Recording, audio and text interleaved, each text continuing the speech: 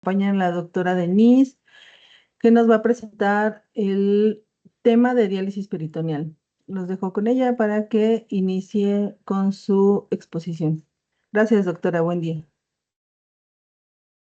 Ahorita, buenos días a todos. Pues vamos con la segunda parte de la actividad y el tema de diálisis peritoneal. Vamos a retomar algunos puntos de la clase previa para ir más o menos hilando y haciendo un encuadre de todo el tema. Para empezar a hablar sobre lo que son los catéteres y los tipos de catéteres, necesito comentarles un poco de los datos históricos y cómo es que a estos catéteres. Fíjense que la historia empezó realmente o se remonta desde hace más de 3 siglos, ya como en 1700. Había un reverendo que se llamaba Stephen Hale. Él acudía mucho a las sesiones de la Real Sociedad de Medicina de Londres. Y entonces él escuchó que un doctor había hecho un tratamiento para lograr drenar líquido de la cavidad abdominal de una paciente con ascitis. Y entonces, en lugar para sustituir todo el líquido que salía, él utilizó un vino, el vino de Burdeos. Stephen Hale entonces dijo, porque les explicaron que la paciente se había puesto mal, se había inestabilizado un rato. Entonces él dijo, bueno, tal vez si lo haces con 2 trócares, uno para entrada y otra para salida de líquidos, evites tanta descompensación. Entonces él empezó a hacer este tipo de tratamientos, el reverendo Stephen Hale, y con esto empezó a utilizar una pipeta hecha de piel, también con la que drenó líquido ascítico a una mujer. Y entonces esto se piensa que fue como los inicios de lo que podría ser la diálisis peritoneal. Después, el siglo pasado, en 1959, el doctor Murphy y el doctor Dudan, ellos utilizaron un catéter de polivinilo, que es una resina que la obtenían a partir del acetileno. Entonces, con esto trataban de evitar que hubiera bloqueos de los catéteres, pero pues eran técnicas muy laboriosas, necesitaban utilizar un trocar o una laparotomía, pero lo que se reconoce es que esto fue un paso adelante para el uso del peritoneo como membrana dializante. Después, en 1960, se trató por primera vez a una paciente durante 3 meses y se trató con un catéter que diseñó el doctor Murphy, y entonces en este catéter permitía la entrada y la salida de líquido. Y después de cada sesión se excluía el catéter y el paciente pues se iba a casa. Pero no se dio mucho auge a este tipo de tratamientos, entonces se desconocen los pormenores, pero ya marcaba pues el precedente. En el año de 1962, los doctores Bogen y Mayo, de este mismo grupo, fueron a utilizar garrafas de líquido peritoneal de hasta 45 litros, el cual le permitió hacer sesiones muy largas, hasta de un día, ¿sí? Entonces, con esto ellos hacían este intercambio y evitaban las conexiones y la desconexión del sistema, reducían las infecciones del catéter. Obviamente esto marcaba un costo muy alto, problemas de esterilización, entonces la técnica pues no tuvo mucho éxito en ese momento, pero ya se consideraba como un tratamiento alternativo para la hemodiálisis. En 1964, Morton Maxwell presentó un catéter multiperforado. Y un año después, el doctor Weston describía la técnica de cómo introducir este catéter que el doctor Maxwell había creado. Entonces, este catéter siguió evolucionando paso a paso hasta la invención del catéter Stilet, más conocido después como TROC. Y ya en 1969, en muchos sitios de España, empezaron a realizar sus primeras diálisis peritoneales con el sistema del doctor Maxwell. En 1964, Palmer y Quinton diseñaron el primer catéter para diálisis peritoneal de silicona. Entonces era un tubo redondito con muchos y numerosos agujeros en la porción terminal, y después este evolucionaría para perfeccionar el TENCO. Justamente en 1968 llega el catéter de Henry Tenkoff e intentaba solucionar la mayoría de los problemas que habían presentado los catéteres previos, como el escape de líquidos, infecciones. Entonces, una vez teniendo hasta cómo llegamos y evolucionamos al Tenkoff desde 1968, pues vamos a recordar entonces un poquito de la diálisis para entrar de lleno a los catéteres. La diálisis peritoneal, como mencionábamos en la clase previa, es cuando nosotros utilizamos la membrana peritoneal como barrera de filtración. Entonces nosotros vamos a lograr eliminar las sustancias que nosotros no necesitamos, que son tóxicas, a través de un catéter. Entonces se instila en el catéter un líquido con un gradiente osmótico en el cual permite que se lleve a cabo el equilibrio dentro del cuerpo y se produzcan los fenómenos de difusión y convección y ultrafiltración para lograr la dializancia. Recordando las indicaciones que mencionamos en la clase previa, pues tenemos pacientes con insuficiencia renal aguda, pacientes con deterioro del estado neurológico, sobrecarga de volumen, pacientes que tienen el BUN arriba de 100, empezamos a considerar este tipo de tratamientos, hipercalemias con potasios de 7, acidosis metabólicas severas, con bicarbonato menor de 12 miliequivalentes, alcalosis metabólicas, hipernatremias severas arriba de 180, en datos ya francos de la insuficiencia renal crónica.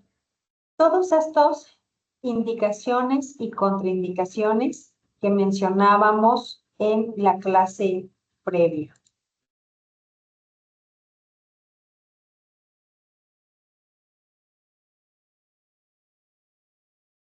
Ok.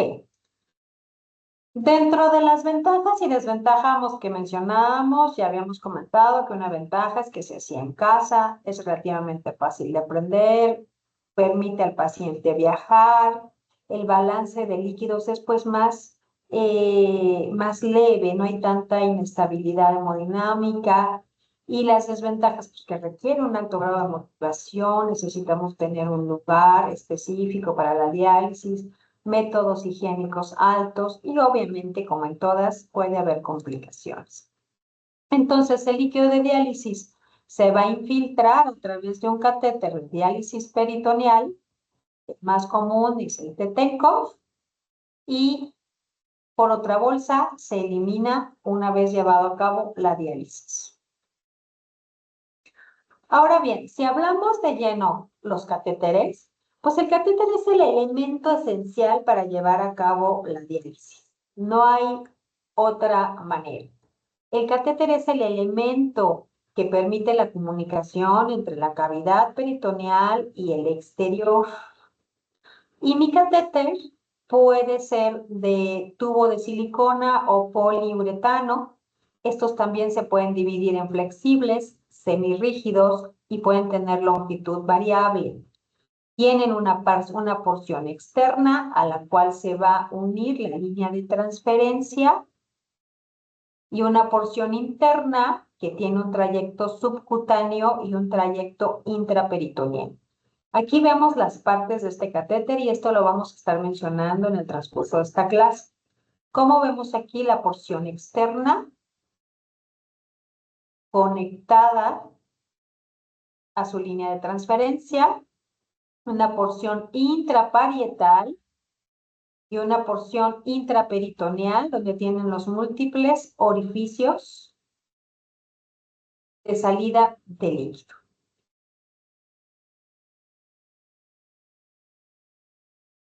Entonces,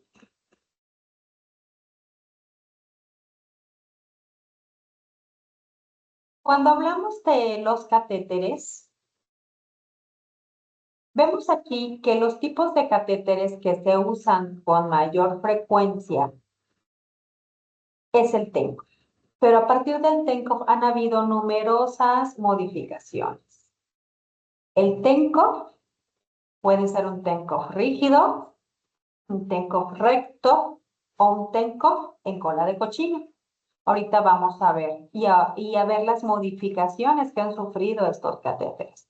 Aquí lo que quiero mostrarles es una vez más las partes del catéter en el segmento externo, segmento intramural o intraparietal y el segmento interno, con los dos CUF, el CUF interno y el CUF externo.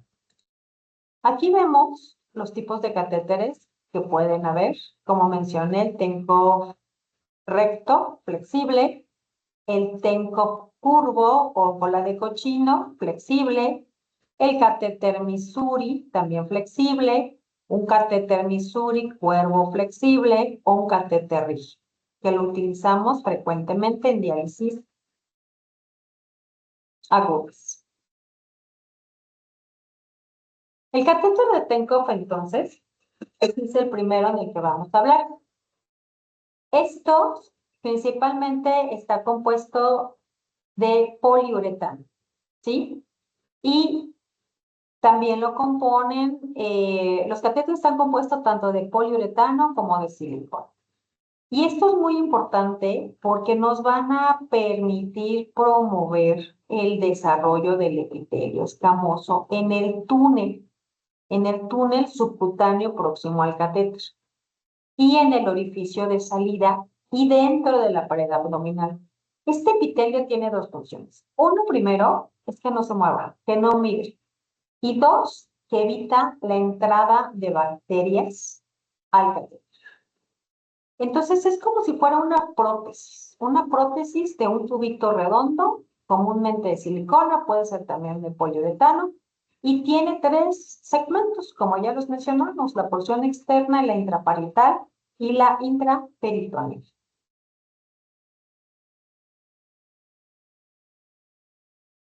Aquí nosotros podemos ver cada uno de los segmentos. En la porción intraperitoneal, pues tiene múltiples perforaciones, lo cual pues permite el intercambio de sustancias entre la solución glucosada o la solución de aminoácidos que nosotros estemos utilizando para dializar y la solución propia del paciente que viene de la sangre y todas las toxinas. Estas ranuras, estos orificios, permiten esta dializancia, estos movimientos de difusión, de convección para la dializancia y la ultrafiltración de nuestro paciente. Esto es lo que se está dentro de la cavidad peritoneal.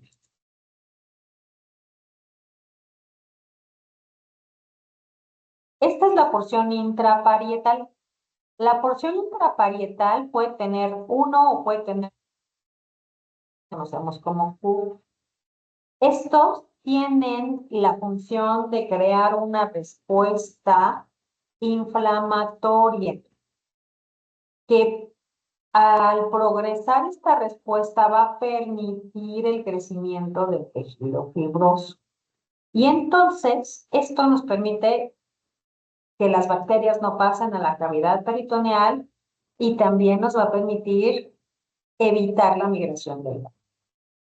Más o menos, para que se lleve a cabo este crecimiento de tejido fibroso y granulación, más o menos es un mes. Por eso nosotros no podemos utilizar el catéter de Tenkov antes del mes. Si nosotros tenemos un paciente agudo que requiere una colocación de un catéter, tendremos que utilizar un catéter de diálisis peritoneal aguda, en el cual es rígido y en el cual dura nada más unos días. Pero si queremos utilizarlo para una terapia renal crónica, tendremos que prolongar el tiempo y esperar de un mes a un mes y medio para la utilización del mismo.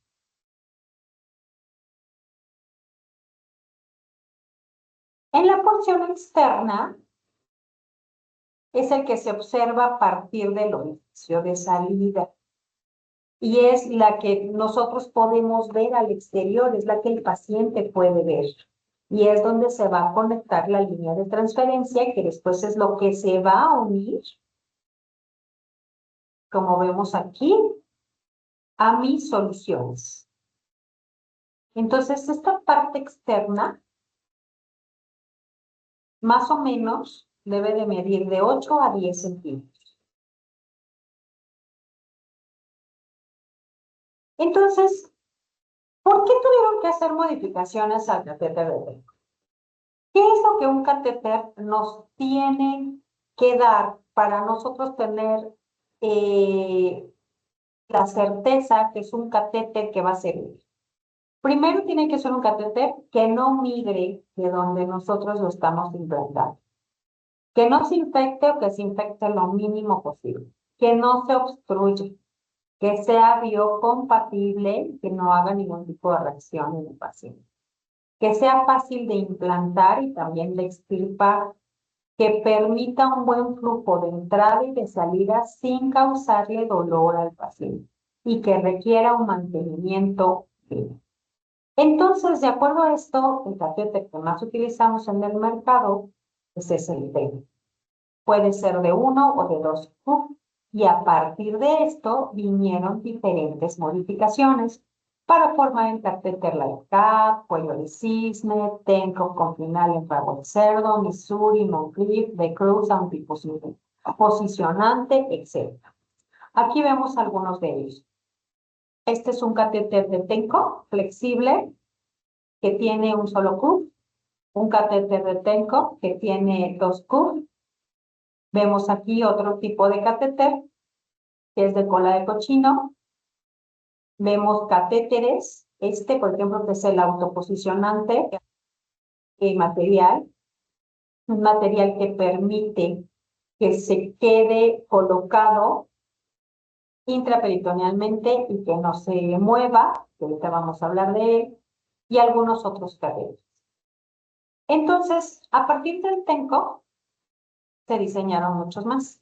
¿Por qué? ¿Por qué se tuvo que diseñar muchos más? Porque resulta que el TENCO flexible recto, con un solo hub, resulta que las membranas del epiplón y de las asas intestinales se acercaban a la punta.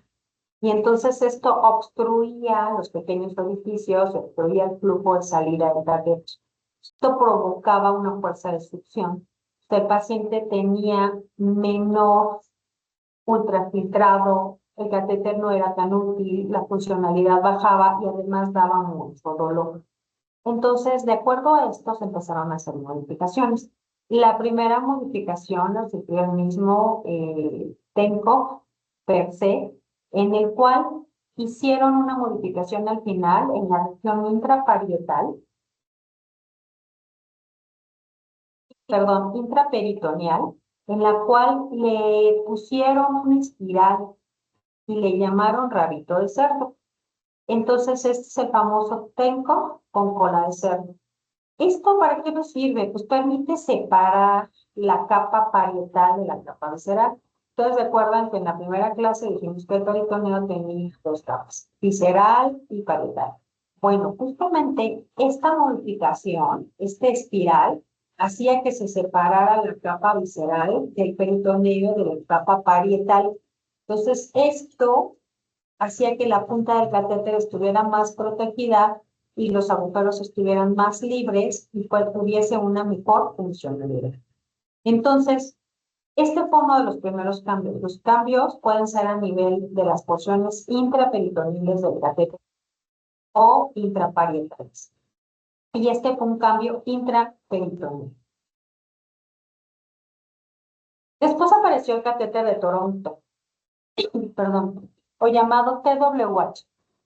Este es un catéter en el cual tiene dos discos de silicona que son perpendiculares y en el tramo final del catéter.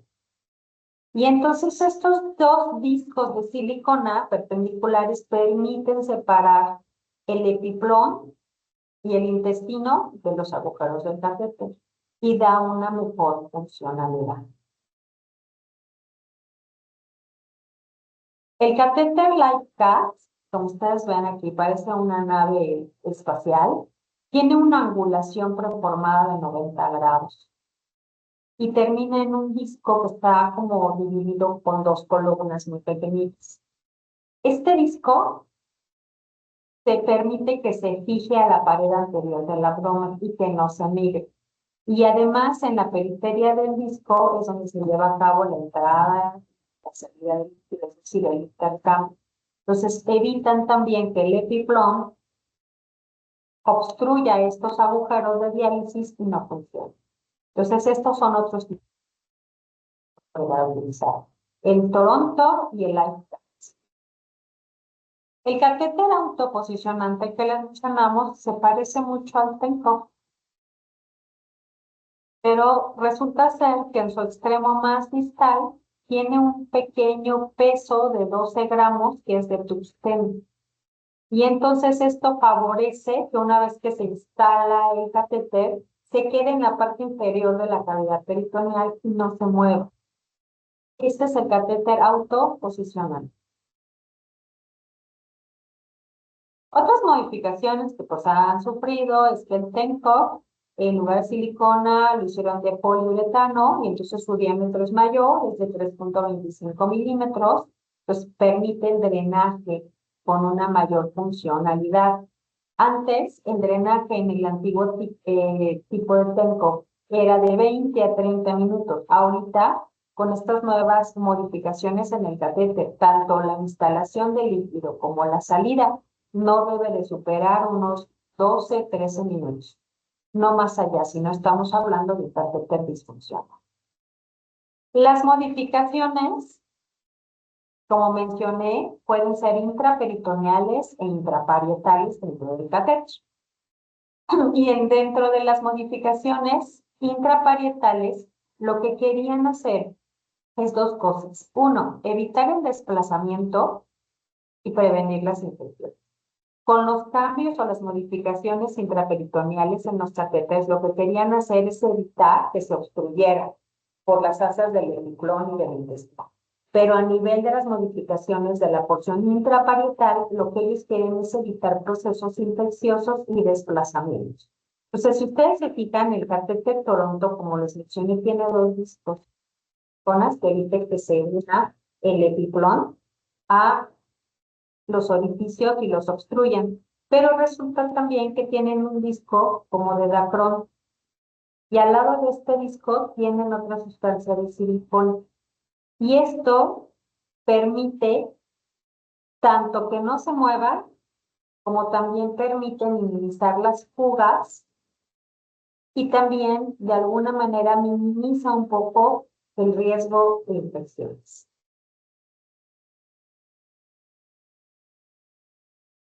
El catéter Missouri es muy similar al catéter de TENCOF, pero resulta que tiene la misma aplicación interna que el Toronto, es decir, tiene por aquí un disco y ese disco le va a permitir también anclarse mejor, no moverse y evitar fugas. Además de que tiene una angulación natural de 45 grados. Los mismos creadores del catéter Missouri hicieron una modificación, hicieron un catéter en forma de D, o también llamado cuello de cisne. Este catéter tiene un ángulo de 150 grados entre los dos hubs y prácticamente es como si tuvieran una línea recta, ¿sí? Y esto les ha ayudado a evitar la migración del catéter.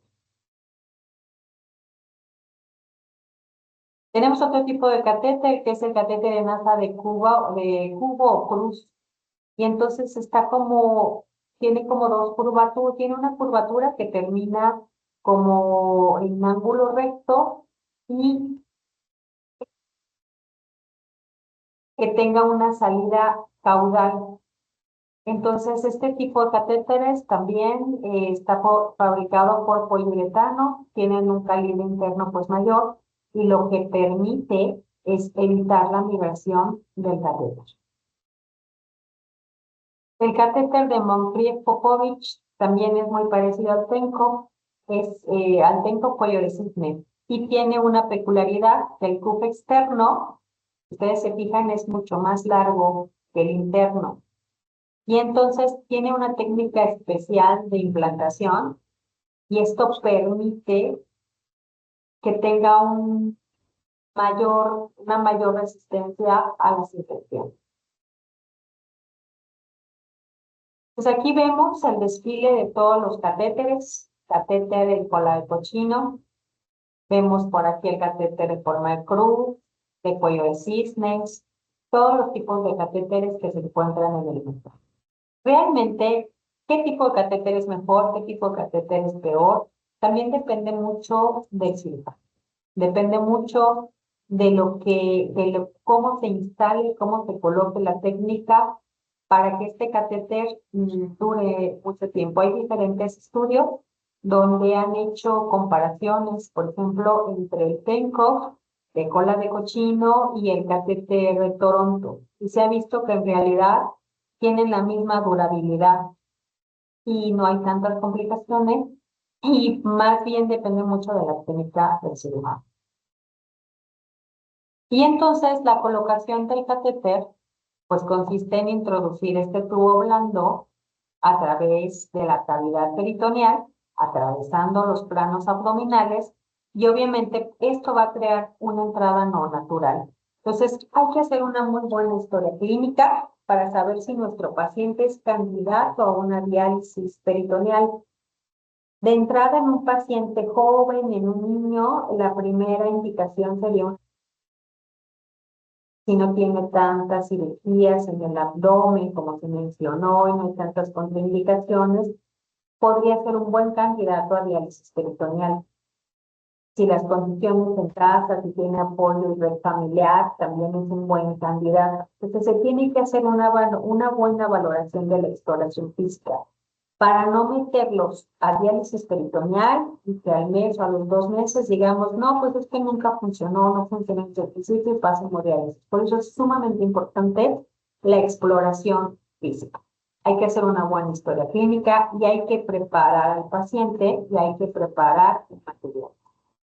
¿Cómo hacemos los cuidados preventivos para la colocación del catéter peritoneal? Primero hay que hacer una preparación psicológica. Algo muy importante es que el paciente tiene que estar consciente que este es un tratamiento que se va a efectuar durante 24 horas. Es un tratamiento en el cual tiene que extremar las medidas higiénicas y también la familia. Si ya están preparados psicológicamente para enfrentar este cambio, también hay que hablar con toda la familia para disminuir los miedos y la ansiedad que esto puede generar. Hay que hacer exámenes generales y pruebas complementarias de tiempos, TP, TPT, para llevar a cabo la intervención según el protocolo del hospital. Normalmente se les pide frotis nasal tanto al paciente y a la familia para ver que no existe Staphylococcus aureus, que es uno de los principales gérmenes que nos pueden causar complicaciones de tipo infeccioso. Y se realiza una preparación intestinal, unas 12 horas más o menos antes de la intervención, que va a tratar de vaciar el intestino mediante un inhalador. Y entonces se tiene que valorar la pared abdominal. Hay que hacer el rasurado de la zona, el paciente se tiene que duchar, se va a hacer la desinfección de la zona, obviamente el paciente va a entrar canalizado y se hace una profilaxis antibiótica de acuerdo a cada protocolo del hospital y vaciamiento de la vejiga urinaria inmediatamente antes de la intervención. Vamos a elegir la zona del orificio de salida. Bueno, la zona del orificio de salida debe estar alejado de cicatrices. Hay que ver bien el abdomen del paciente, tratar de alejarnos de las cicatrices, de algún tipo de orificios, de colostomías, de gastrostomías. No hay que hacerlo en zonas de pliegues cutáneos o en zona de presión en actividades cotidianas, ¿no? Si de repente el paciente nos dice es que yo soy taxista, me dedico al Uber y siempre traigo el cinturón de seguridad, y entonces de primera instancia hay que fijarse que no exista o no se vaya a colocar en una zona de presión, sino no va a funcionar. No en zona de fijación de ropas, en los pacientes sexualmente activos lo más lateralizado posible, Y el orificio de salida debe estar situado normalmente en cuadrantes inferiores de la pared abdominal. Si es posible, en el cuadrante izquierdo, para dejar libre la fosa ilíaca derecha en caso de un posible trasplante. El orificio de salida debe estar visible en todo momento para el paciente. Si el paciente está acostado, tiene que tener la capacidad de verlo. Si está sentado, tiene que tener la capacidad de verlo. Si está de pie, estar visible en todo momento para el paciente. El orificio de salida se va a colocar en dirección caudal, es decir, hacia abajo, con el túnel lo más alto posible, pues para evitar el acúmulo de detritus celulares, que también esto nos va a ayudar a la eliminación de los mismos.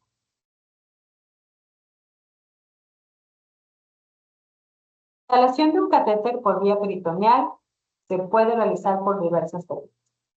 Percutánea, quirúrgica. La quirúrgica obviamente pues es la más segura, porque garantiza una ubicación más precisa, evita la migración del catéter. Y entonces tenemos que tener muchos cuidados a nivel de enfermería en el periodo postoperatorio para evitar las complicaciones y la migración del mismo.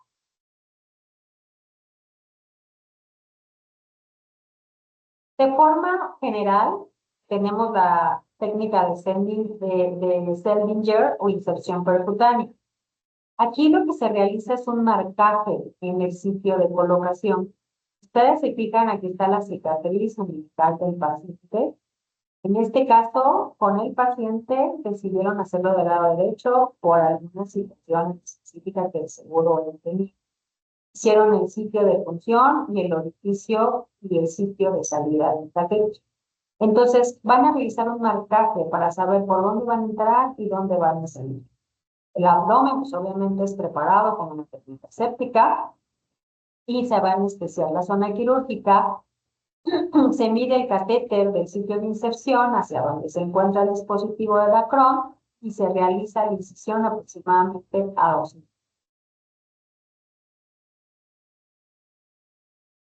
Hay otra forma que es la laparoscópica, es una técnica donde necesitamos una laparotomía, necesitamos guiarnos a través de una guía de Gallon y entonces se coloca en el punto de Sarcófago de Douglas.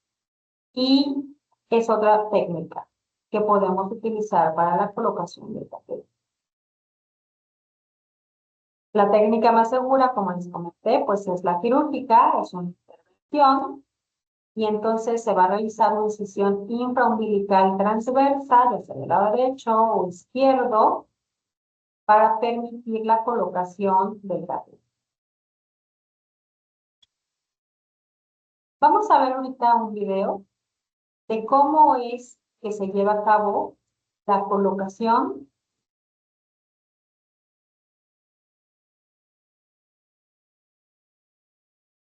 de un catéter.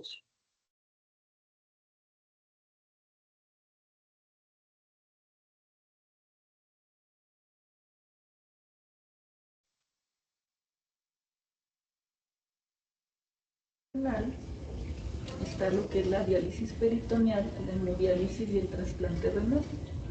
Y lo que buscan, como su nombre indica, pues suplir las funciones que no está realizando el riñón. En este caso, pues eliminar los productos de desecho, urea, creatinina, pequeñas cantidades de fósforo, reponer lo que nos hace falta, calcio, bicarbonato, y pues nos va a ayudar también para controlar la presión arterial y eliminar el exceso de líquido en caso de que el paciente esté edematizado.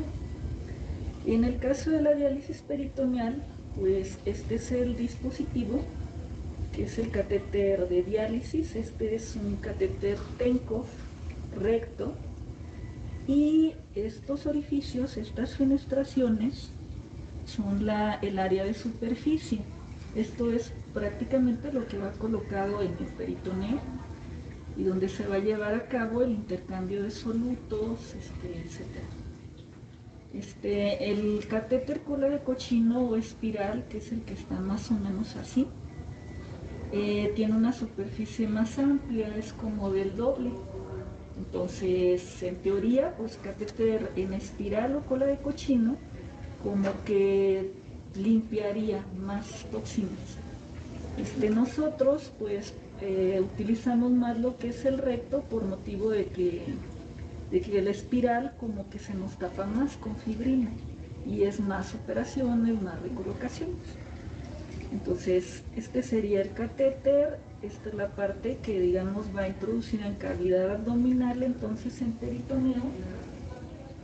Cada catéter pues, trae su conector de plástico, que nosotros lo cambiamos por el conector de titanio. ¿Por qué? Porque es un material que va a permitir que haya más protección a bacterias, que no pasen al interior.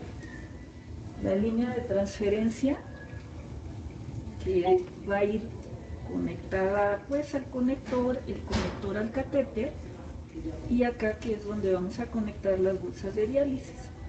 Entonces realmente es un sistema cerrado precisamente para prevenir infecciones. El abdomen pues es una cavidad estéril, entonces todo el sistema pues debe ser cerrado precisamente para que no pasen bacterias. Y pues la colocación del catéter puede ser en quirófano, puede ser vía quirúrgica o puede ser percutánea, que es la que hacemos los nefrólogos. La percutánea, pues las ventajas es que la herida es más pequeña, la recuperación es más rápida. Al ser una herida muy chiquita, pues podemos usar el catéter inmediatamente. Hay menos riesgo de sangrado, menos riesgo de fuga de líquido. Quizá las desventajas es que usamos anestesia local, con lo que el paciente pues siente jaloncitos, tironcitos, ¿verdad? Pero pues lo vamos a hacer lo más tranquilo, muy tranquilo para que no haya molestias. Si hay alguna molestia nos dice, nos detenemos. Y entonces pues vamos a utilizar gilocaína con epinefrina. Aquí siempre debe ser con epinefrina para poder hacer vasoconstricción y disminuir el riesgo de sangrado.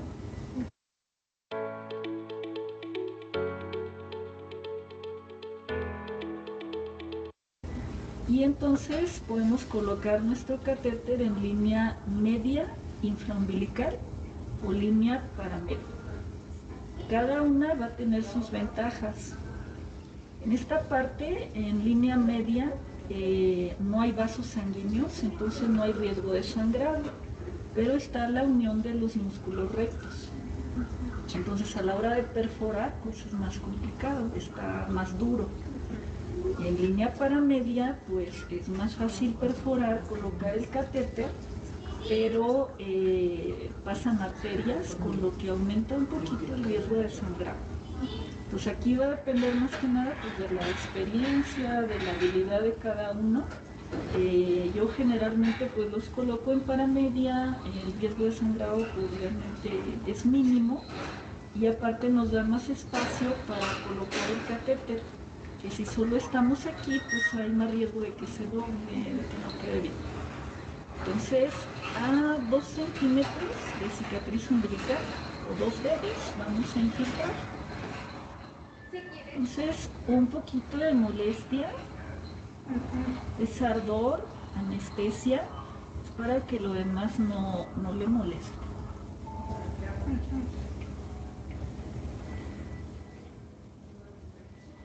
Si hay alguna molestia me dice.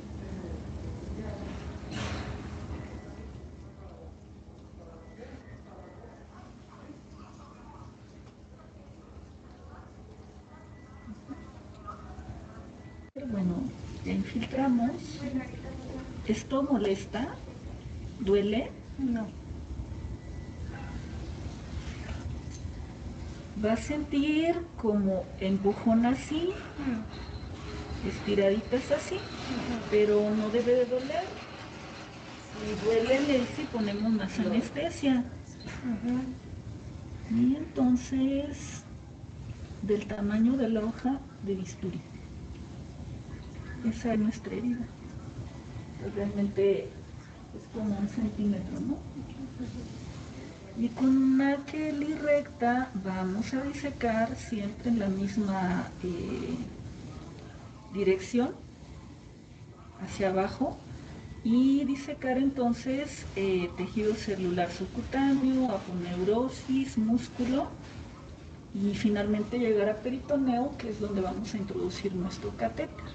Entonces siempre en esta posición, si empezamos a hacer esto, pues como que nos vamos a perder. Entonces siempre así. Empujones aquí, si molesta, me dice por favor. Aquí básicamente pues es diferenciar músculo de peritoneo. Músculo ya sabemos que pues si hacemos esto sentimos como que los borditos del músculo, las fibras musculares, y nos hace mucha resistencia. Cuando llegamos a peritoneo, pues ya se siente como una capa muy delgadita, ya sin esas estrías, pues ya sin tanta resistencia. Pues ahora sí voy a ir introduciendo mi catéter, voy a sacar la guía. Y ya está.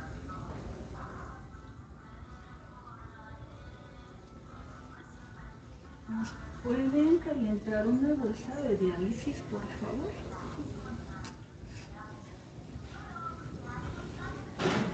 ¿Todo bien? ¿Se siente bien? Sí.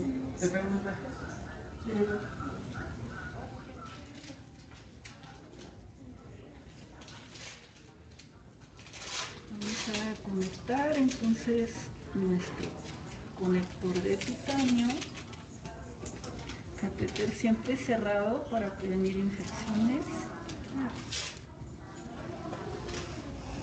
Conectar nuestra línea.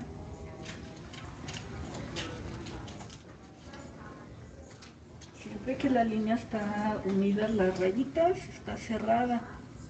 Siempre que no entre, no salga líquido, debe estar cerrado. Cuando entre líquido a cavidad y drenemos, pues hay que abrir, ¿verdad?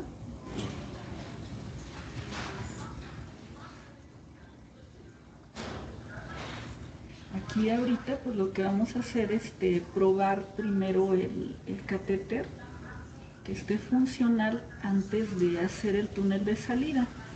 El primer cojinete pues debe de quedar anclado en músculo para sellar que no haya sangrado, no haya fuga de líquido y que no se mueva el catéter.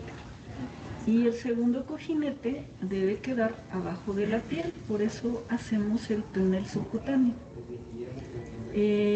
La idea de estos cojinetes es de que hagan fibrosis para que no se mueva el catéter del lugar, y es otra barrera contra infección. Si llega alguna bacteria, pues que se quede aquí. ¿Sí? Entonces,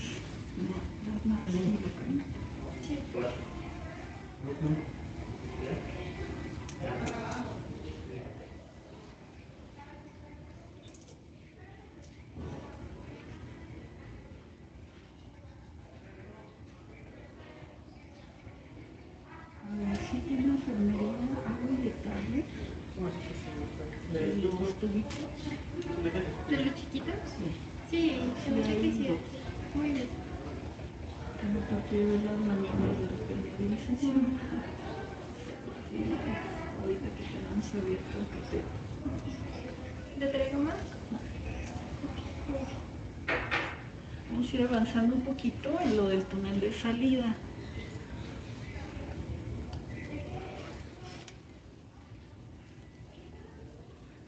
El túnel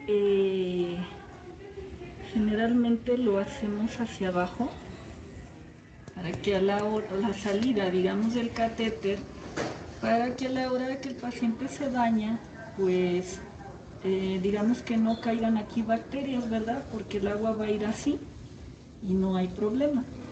Nosotros pues variamos un poquito la técnica en hacer la salida así, para en el momento de que hay una disfunción porque migra el catéter o se dobla, pasamos la guía y lo logramos acomodar.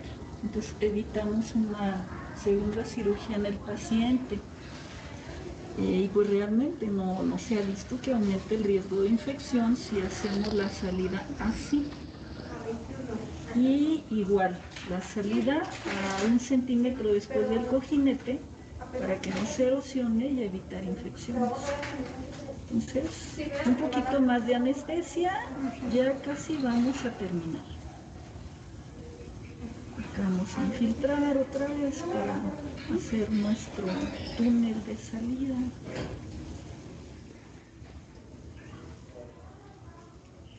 Haciendo efecto la anestesia en lo que probamos el catéter.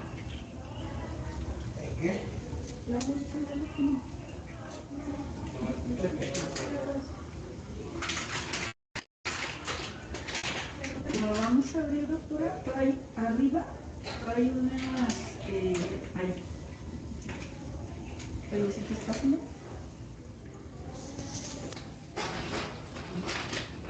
Tiene varias. Bueno. Esas no son tijeras, tiene unas rayitas y si no trabajo. Ellos son de la fábrica.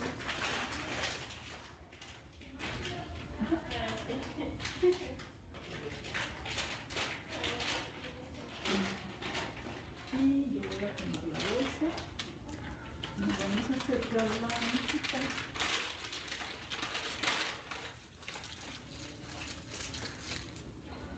Las bolsas de diálisis, en este caso el sistema PISA, trae también una pinza, que es también parte del mismo sistema. Cuando ya terminamos de introducir líquido o drenamos, cerramos aquí y queda entonces todo cerrado para prevenir infecciones. Y esto vamos a cargar.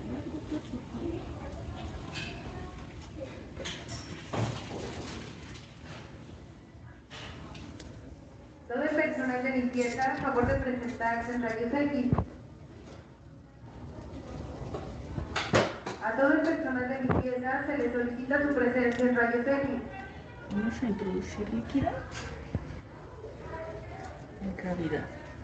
Y a todo el personal de limpieza se le solicita su presencia en rayos X. Y vamos a checar que no haya fuga de líquido, que pase bien el líquido, ¿verdad? La entrada debe ser de 5 a 10 minutos. Si se tarda más de 10 minutos, el catéter está disfuncional. Si hay dolor o fuga de líquido, cabría la posibilidad que no estemos en peritoneo y estemos en músculo. Y ante eso, pues hay que quitarlo. Cuando nos quedamos en músculo, pues el líquido no cabe y empieza a disecar. Entonces arde, duele mucho y hay fuga. Pues rápido hay que sacar. ¿Tiene alguna molestia? No hay dolor. Entonces está entrando bien el líquido. Y generalmente pues pasamos 500 mililitros para ver que salga bien el líquido. Si pasamos los 2 litros y luego no sale, pues nuestro paciente va a quedar con incomodidad, ¿verdad? Entonces primero 500 y ver. Es normal que cuando ponemos el catéter y hacemos los primeros recambios, el paciente se pueda sentir muy lleno, que pueda tener dolor en la espalda, dolor en hombros, náusea, porque pues son 2 litros de líquido que están adentro. Cuando eso sucede, bajamos la cantidad a 1 litro y vamos aumentando según va tolerando, ¿verdad? A veces cuando el catéter queda muy bien colocado donde queremos, atrás de vejiga, entra el líquido y hay sensación de querer orinar, porque el líquido empieza a comprimir vejiga. Entonces es un dato pues, de que quedó muy bien. A veces la sensación de querer evacuar también por el líquido que está entrando. Eso es solamente los primeros recambios. Ya después el cuerpo pues, se va a acostumbrar. Entonces, bueno, ahí todavía no van 500, pero Vamos a checar.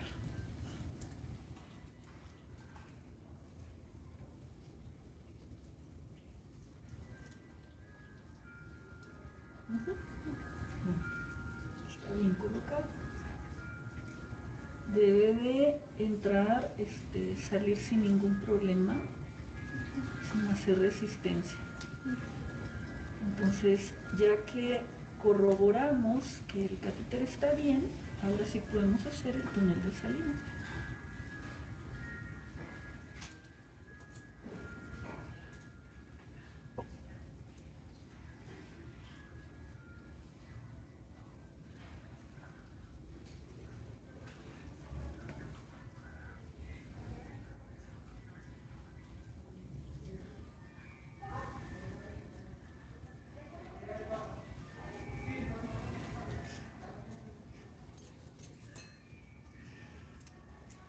Si usamos una Kelly recta, vamos a ir por debajo de la piel. Voy a hacer un empujón aquí, si hay molestia me dice.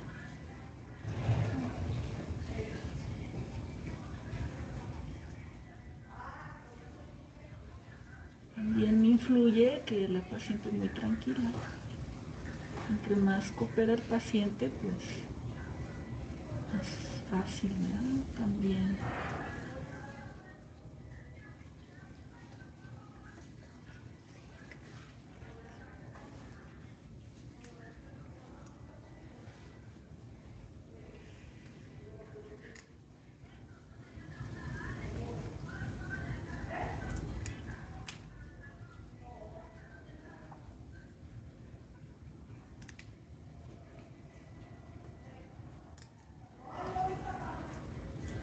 Vamos a pasar el túnel, el catéter, perdón. Y vamos a corroborar que nos siga dando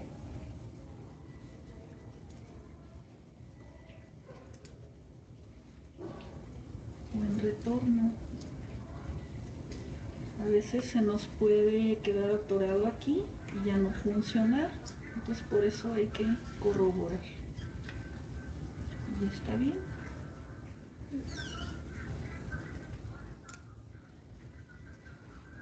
Entonces todo salió bien.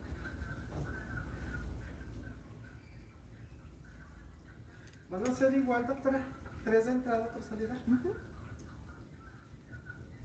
Entonces nuevamente, ventajas de la técnica percutánea: no requerimos quirófano, anestesia local, el riesgo de sangrado, de fuga de líquido pues es mínimo. Podemos usar el catéter inmediatamente, a diferencia del quirófano, que hay que esperar 24 o 48 horas, y la herida, ¿no? De 1 centímetro. Vamos a poner los puntos.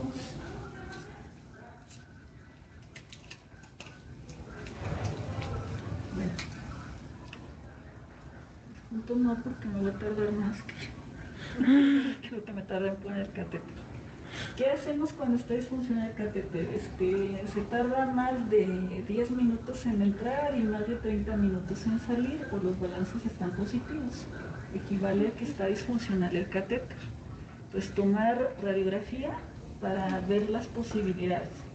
Puede ser que esté atrapado en epiplon, que esté obstruido por fibrina, que esté migrado, que esté doblado, que haya peritonitis. Entonces las pruebas que hacemos son primero cargar la jeringa con heparina con 2000 unidades, y las vamos a forar en 20 centímetros de fisiológica. Y directamente en lo que es el catéter, aquí en el conector, vamos a tratar de bombear, de destapar. Esa sería como que la primera maniobra. Si no funciona, y en la radiografía pues ya estamos viendo que el catéter está migrado o que está doblado, pues el siguiente paso es pasar la llave metálica. Es un procedimiento un poquito molesto para el paciente, porque pues vamos a introducir desde acá, tratando de deshacer el doblez o bajar el catéter y acomodarlo otra vez en el lugar. Pero pues bueno, los pacientes refieren que sienten raro, pero no duele, que es una molestia, pero que no hay dolor. Y pues salvamos los catéteres y evitamos una segunda cirugía, ¿verdad? Ya si pasando la guía no logramos acomodar el catéter, que será como en un 20% de los casos, pues ahí sí tendremos que operar otra vez. Si hay epiplan redundante, pues hacer omentectomía. Y pues aquí recomendamos antibiótico profiláctico, ¿verdad? Por las maniobras que estamos realizando. Puede ser ceftriaxona, cefalotina, cefotaxima. Y lo ideal es que fuera un día antes del procedimiento, el día del procedimiento y un día después, para prevenir infecciones.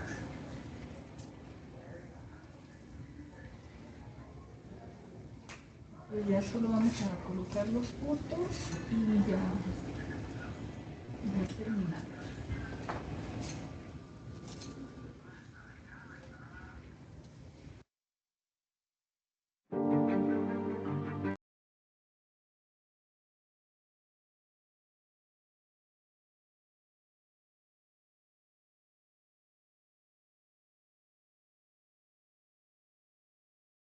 Ok, entonces esta fue la colocación de un catéter para un paciente de forma aguda percutánea.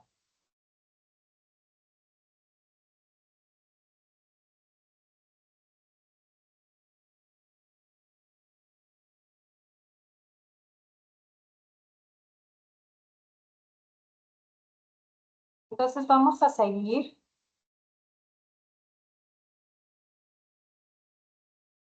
con la siguiente parte de la clase.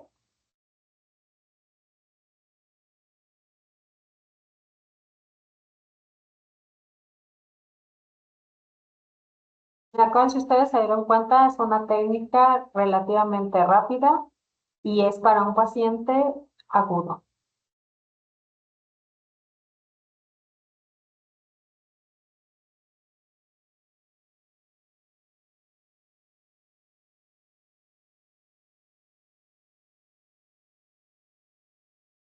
Ok.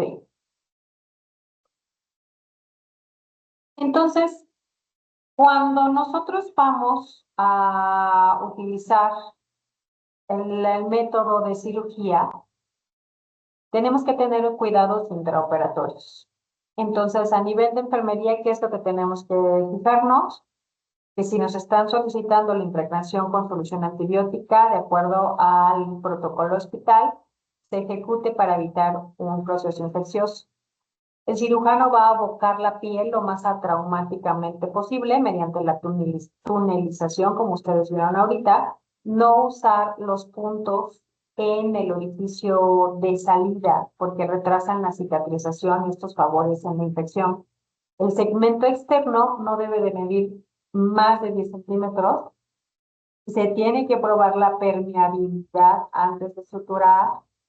Hay que checar la inmovilización del catéter y hay que evitar las contaminaciones cruzadas. Finalmente, como queda, es como en este esquema. Tenemos nuestra cicatriz umbilical, tenemos aquí nuestro sitio de salida, aquí se formó el túnel, entra el cojinete peritoneal y de este lado es el sitio de inserción, que es el que van a suturar. Por ejemplo, una radiografía de catéteres de diálisis están con buena posición. Nosotros aquí vemos el catéter de diálisis.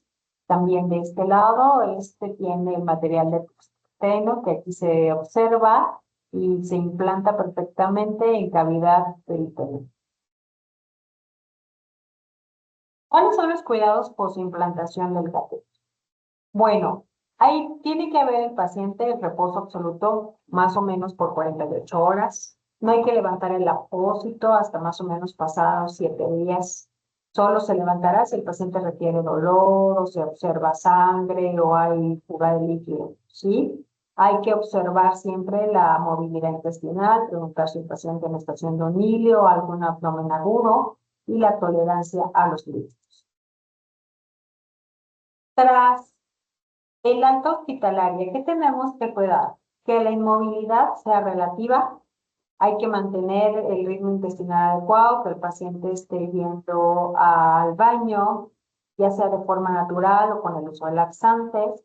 No se debe de duchar ni bañar hasta que se complete el proceso de cicatrización, es decir, se van lavando por zonas, ¿sí? Tratando de preservar la zona operatoria. Hay que evitar el uso de prendas como cinturones ajustados o pantalones ajustados. Se puede curar las heridas en 2 tiempos para evitar la contaminación cruzada. Hay que extremar las medidas de asepsia en las curaciones. Y es muy importante el secado de la zona, porque los medios húmedos, ya sabemos que esto favorece las infecciones, es muy importante estar checando y promover el secado de las zonas adyuvantes. No hay que quitar las costras porque retrasan el proceso de cicatrización, porque nos ha pasado que pacientes dicen, ay, es que tenía muchas costras y me lo quité. Entonces esto retrasa el proceso de cicatrización y puede favorecer una infección. Hay que evitar tirones en el catéter. En los niños es muy común que lleguen a urgencias, entonces que se arrancó el catéter, andaba jugando fútbol, se le atoró y se le fue. O sea, hay que evitar los tirones, el retorcimiento del catéter, que pueden ocasionar un traumatismo en el túnel. Los puntos no se van a retirar hasta después de 10 días más o menos. Hay que probar semanalmente. Si no se va a utilizar en ese momento, porque no es una situación aguda, sino que se está preparando al paciente para iniciar en un mes, hay que estar más o menos viendo la viabilidad y la permeabilidad del catéter. Entonces se puede espaciar esto cada 10 o cada 12 días y se pone parir. Si no es necesario revisar al paciente, es muy importante estar probando la tolerancia de volumen y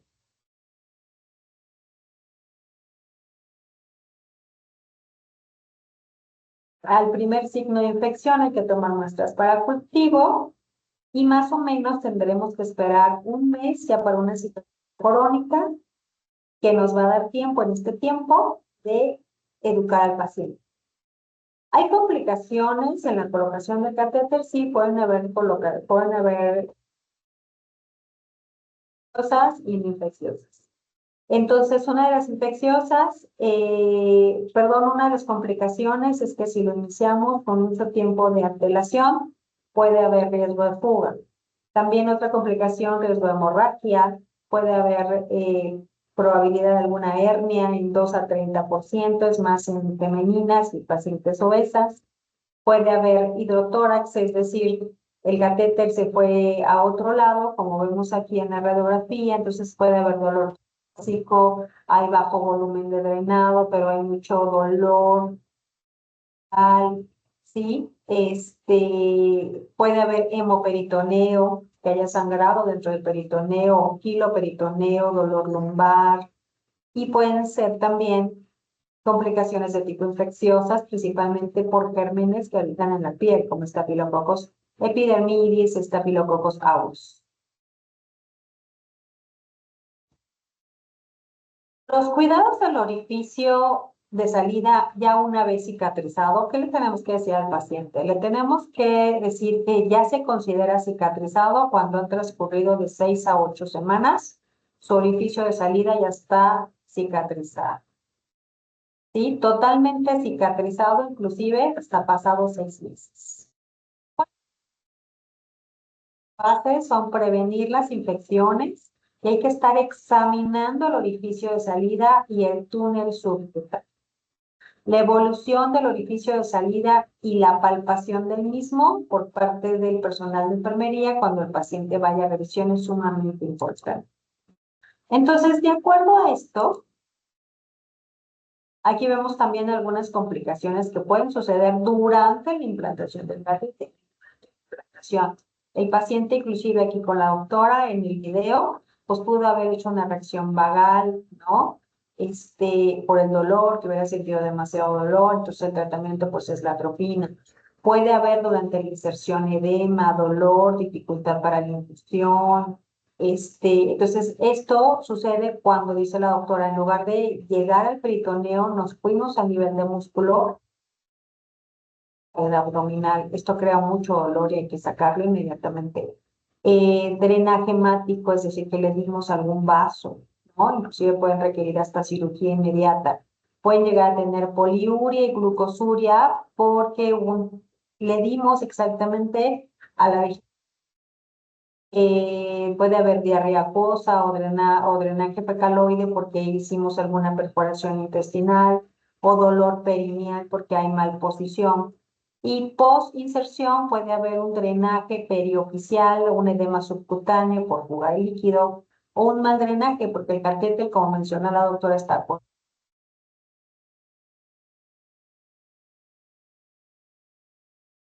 implante. Hay que quitarlo y hay que volverlo a colocar. Entonces el catéter finalmente queda en esta posición. Tengo mi orificio de salida, la parte externa del catéter, mi parte externa, que lleva unida mi línea de transferencia, la región intraparietal y la región intraperitoneal. El catéter, pues nos va a servir como mi acceso al peritoneo. Entonces es un cuerpo extraño que nos puede traer como consecuencias infecciones. Entonces, la importancia de extremar las medidas de higiene y asepsia son vitales. ¿Cómo se va a dividir este catéter que lo estamos viendo? En un orificio de salida.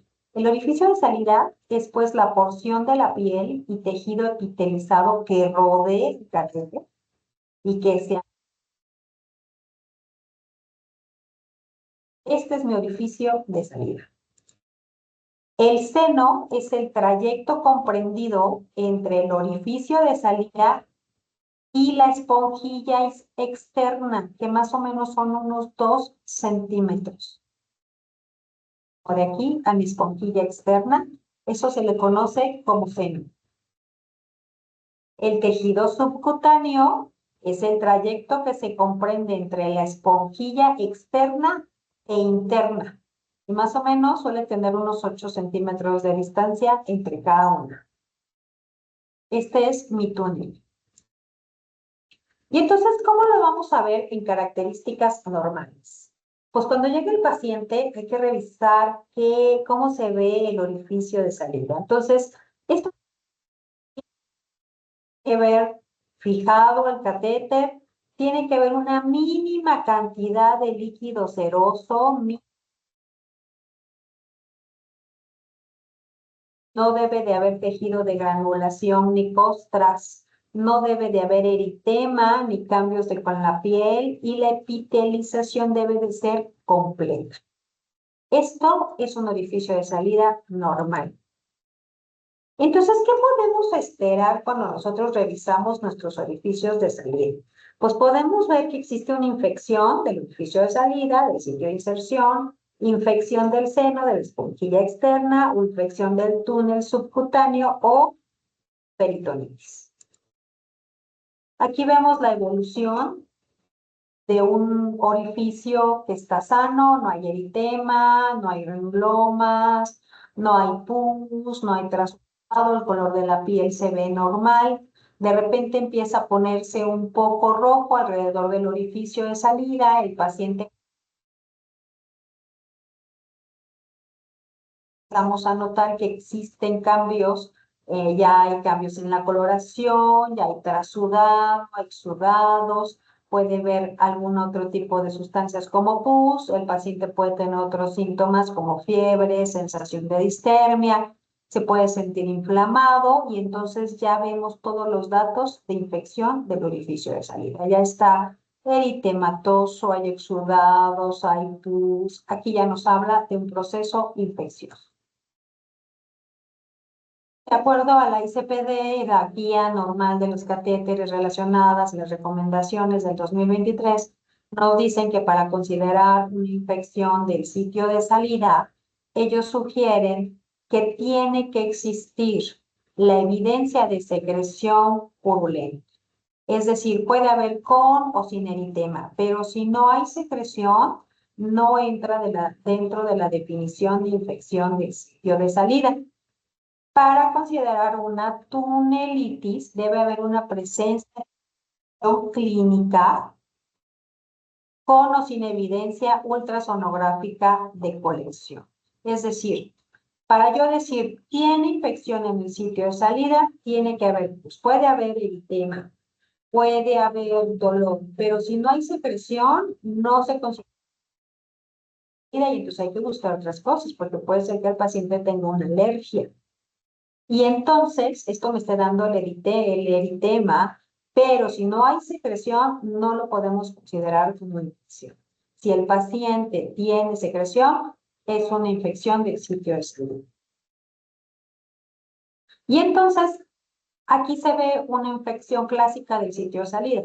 Hay exudado, eritema, secreción purulenta, hay dolor, datos de inflamación y hasta un pequeño granuloma. Entonces existe una clasificación, que es la clasificación de Twardowski, que tal vez ustedes ya la han escuchado. Y entonces se clasifica en 6. Bien, perfecto, bien, equívoco, infección aguda, infección crónica y infección de... En el perfecto, mi piel está de color natural. No hay ningún otro dato. En la clasificación de bien, empieza a cambiar el color de la piel a un color rosado brillante. En el equívoco, además de este cambio en la coloración a rosado brillante, puede haber edema, puede haber costra, puede haber secreción, puede haber un granuloma y podemos llegar a ver inclusive hasta una fisura.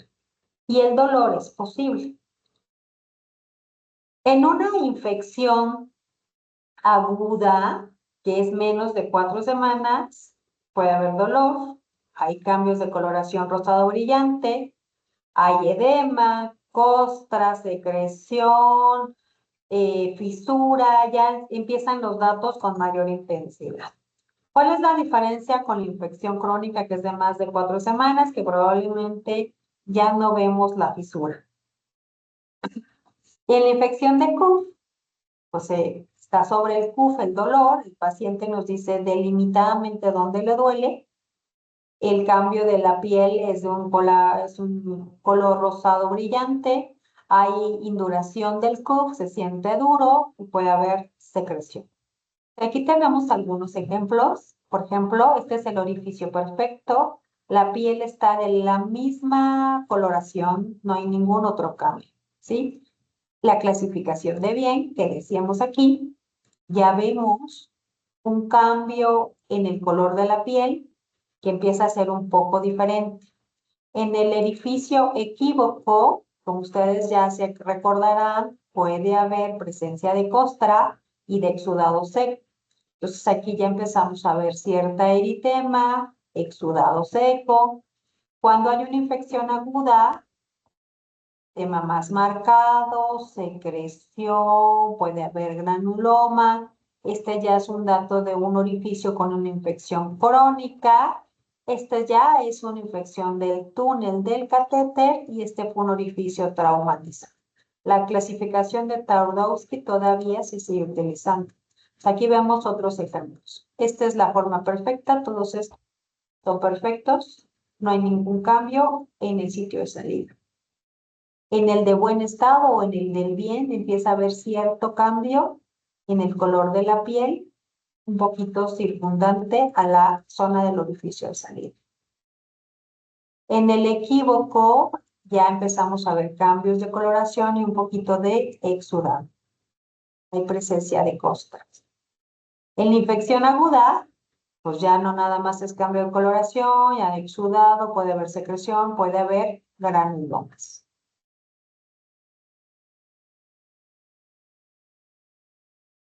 ¿Qué otros cuidados tenemos que tener en el catéter peritoneal cuando un paciente se va a trasplantar?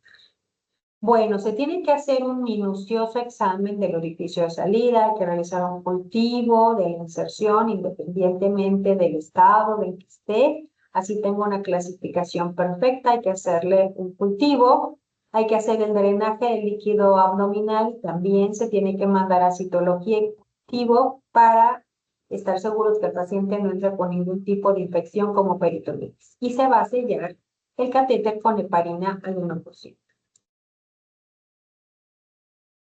Para finalmente nosotros poder llevar a cabo la diálisis de acuerdo a las formas que mencioné.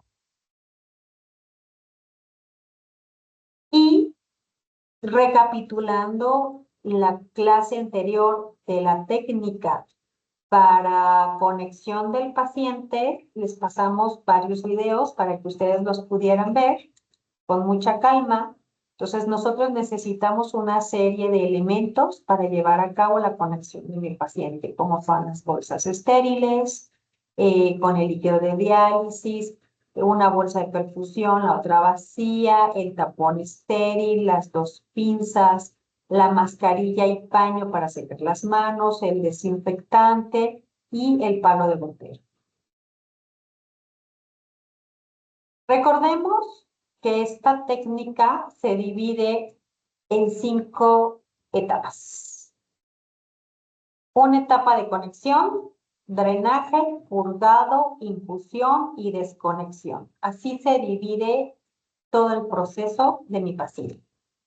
Conexión, drenaje, purgado, infusión y desconexión. Y dependiendo de la modalidad que vamos a utilizar, si es una diálisis peritoneal continua o una diálisis peritoneal automatizada, van a depender el número de baños y recambios que nosotros indiquemos. Entonces, en la fase de conexión, como vieron ustedes en el video previo, después de que se prepara todo el material y se realizan las medidas de limpieza en la mesa en la que se va a llevar a cabo, se va a proceder a la apertura del sistema. En este caso es de doble bolsa, ¿sí? A continuación se va a retirar el tapón del catéter del paciente y se va a conectar a la línea del sistema. Aquí vemos cómo se lleva a cabo la conexión, cómo es la técnica de las manos con el sistema BenG, donde con una mano sostiene el conector azul, con la otra mano retira el tapón para llevar a cabo una desinfección y poder conectar, para quedar así en la fase de conexión, con mi línea de transferencia. En la fase de drenaje, que es la segunda fase, pues se va a abrir el catéter y comienza la salida del líquido presente. Como se dijo también en el video, para que un catéter funcione bien, no debe de ser más allá de unos 10 a 12 minutos. Si tarda más y hay mucho dolor, algo está sucediendo. Una de las principales causas de complicaciones de por qué no drena un catéter es porque tiene el intestino muy lleno, ¿sí? Y se tiene que hacer una radiografía para saber qué está pasando. La duración de esta fase, entonces, entre 10 y 12 minutos y se tiene que llevar a cabo un balance negativo. Es decir, él tiene que sacar lo que le imputimos, por ejemplo, 2 litros más el ultrafiltrado, para considerar un balance negativo. Si consideramos que él tiene menos o la misma cantidad de lo que nosotros instalamos, está haciendo un balance positivo. Y hay que verificar el funcionamiento del catéter. Al finalizar esta fase, se cierra el sistema de drenaje. En la fase de drenaje, pues, se va a romper la valvulita que tiene para poder llevar a cabo la eliminación de esta sustancia. Aquí vemos un paciente con sistema Y, que ya está en fase de drenaje. Fase de purgado.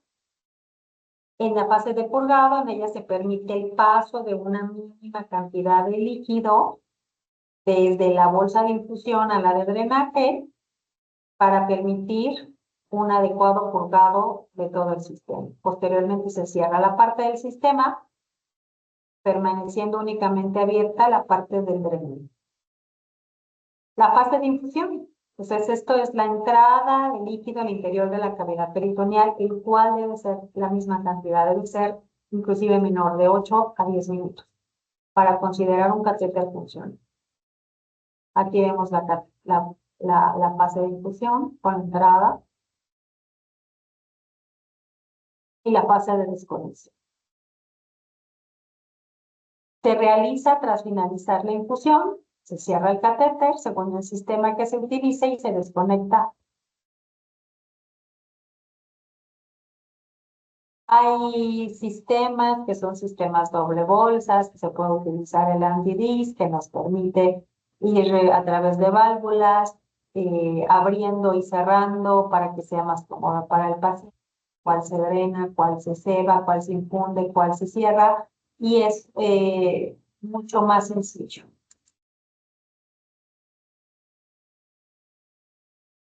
Y en la diálisis peritoneal continua con cicladora, ahorita vamos a pasar un video al final, en el cual vamos a ver cómo se coloca el cartucho para llevar a cabo. Entonces, ¿cuáles son los otros cuidados domiciliarios que ustedes tienen que hacer a los pacientes? Se tienen que estar lavando las manos, tienen que tener un lugar específico para la diálisis, donde se lleva a cabo la diálisis tiene que estar limpiándose, de preferencia una basculita para que ellos vayan pesando cuánto entra, cuánto sale. Tienen que tener una bitácora de presión arterial. Esto es algo muy importante. Y los cuidados del catéter, pues mantener una buena higiene corporal, ducha diaria, el baño completo de regadera, sino con el partes. Hay que tener el cuidado de las uñas.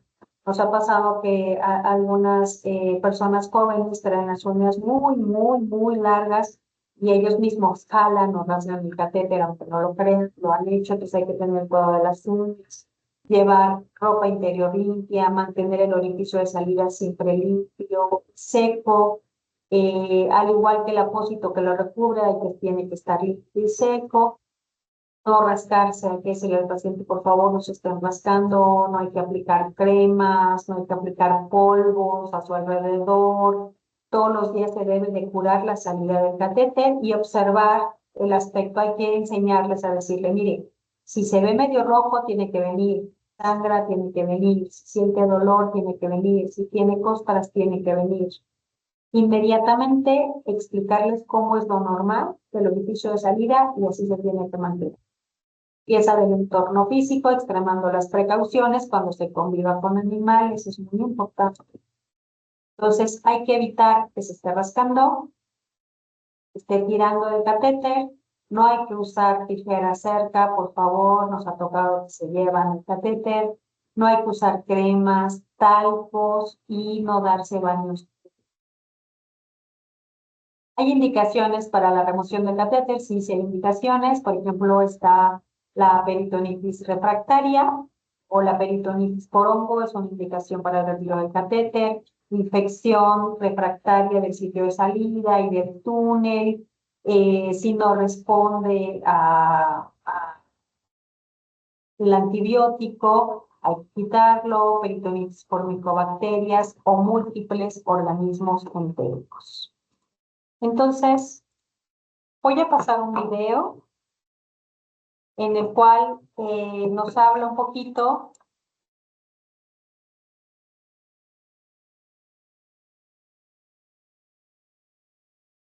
de la home choice y cómo colocamos el cartucho.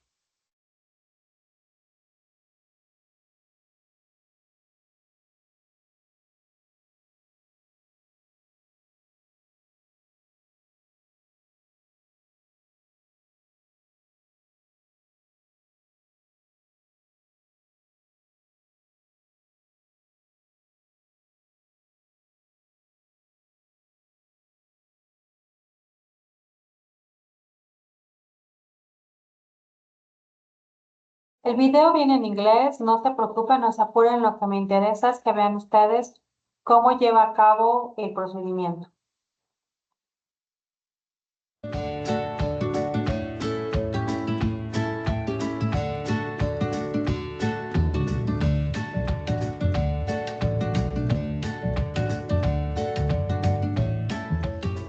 Wash hands.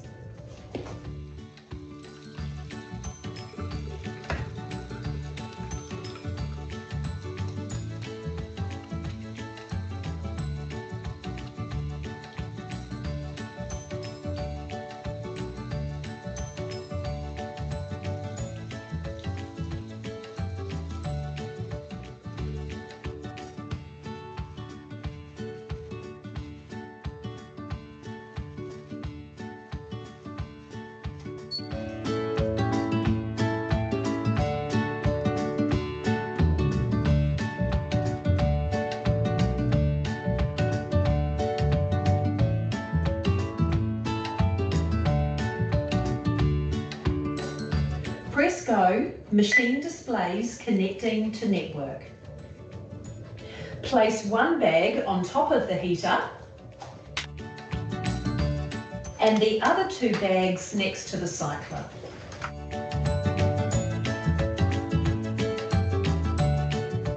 Open all the bags.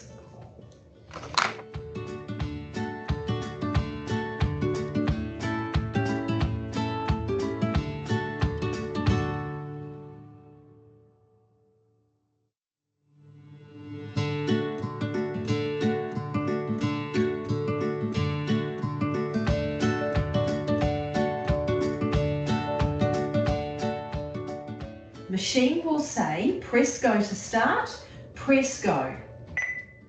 The machine will say, load the set. Open cassette packet.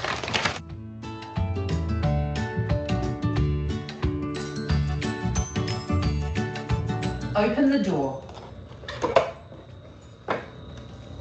Load the cassette.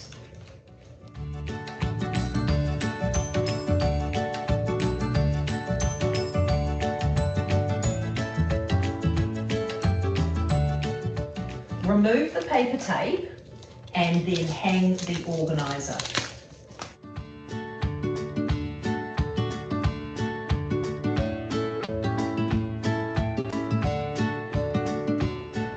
Close all 6 clamps on the set.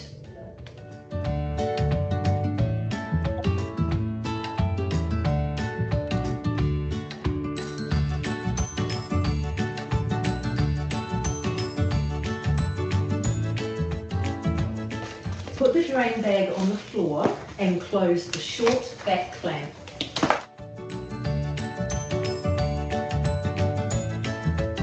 Attach the drain line, this is the one to the far right, to the drain bag.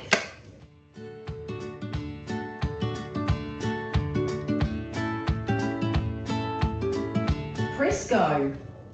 The machine will say self-testing and this takes about 3 minutes.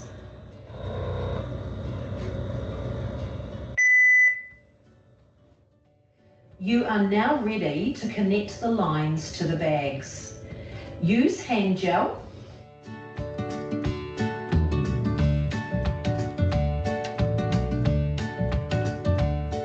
Remove the pull ring on the heater bag. Remove the heater line. This is the one with the red clamp. And connect this line to the heater bag.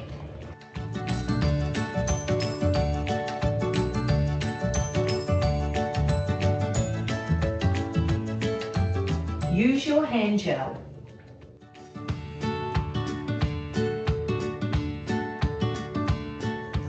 Remove the ring pull on the second 6-litre bag. Remove the supply line, this is the one with the white clamp, and connect it to the other bag.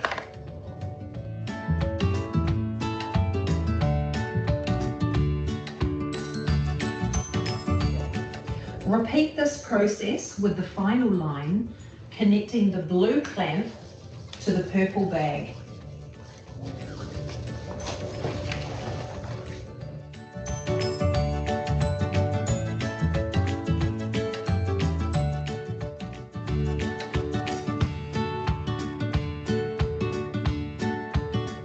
Open clamps and break seals on all bags.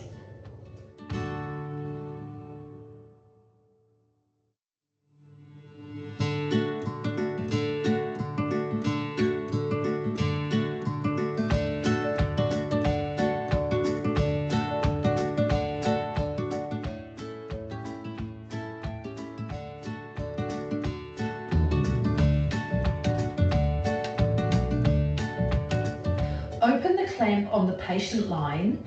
This is the one that's on the left-hand side, the tall line.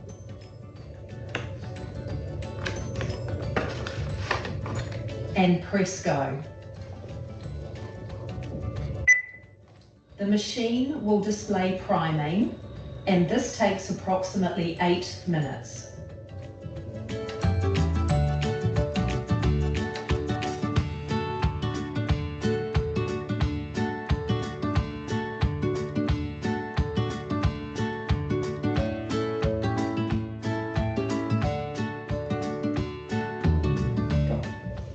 The machine will then display, check patient line, connect yourself, check that there is fluid in the patient line. Clamp the patient line now.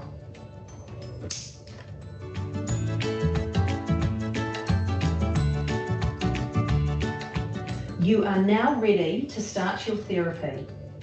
Use your hand gel.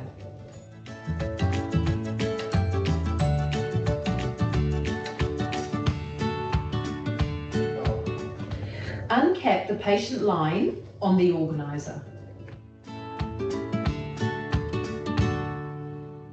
Remove the mini cap from your catheter. Connect your catheter to the patient line.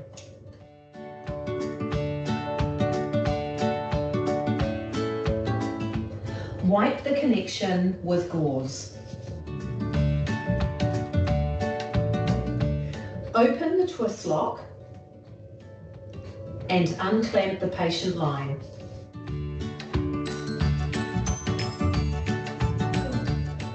Press go. The machine will display initial drain.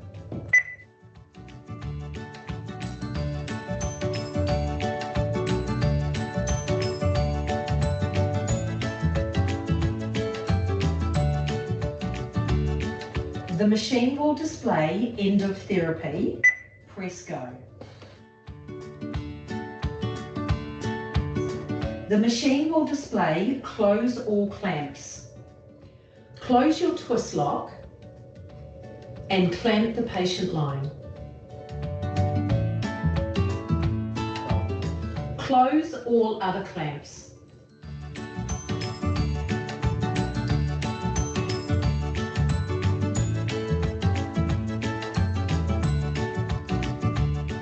Press go.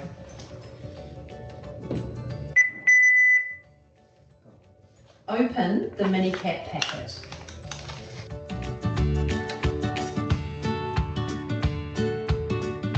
Gel your hands.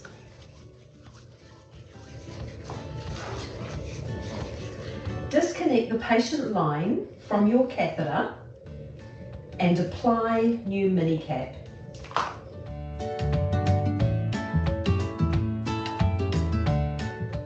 Press go. The machine will say, please wait, until it says to remove cassette. Open the door and remove cassette.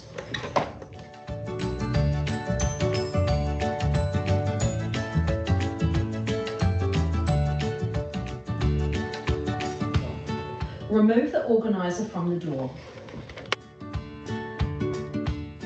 Press go and the machine will say connecting to network.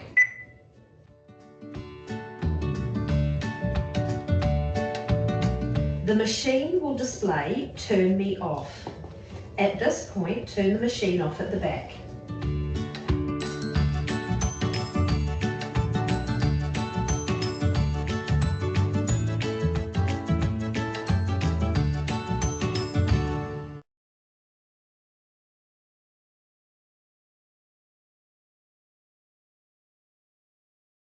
Ok, entonces con esto llegamos a la segunda parte y a la tercera parte de lo de diálisis peritoneal es hablar propiamente de las infecciones más severas como peritonitis.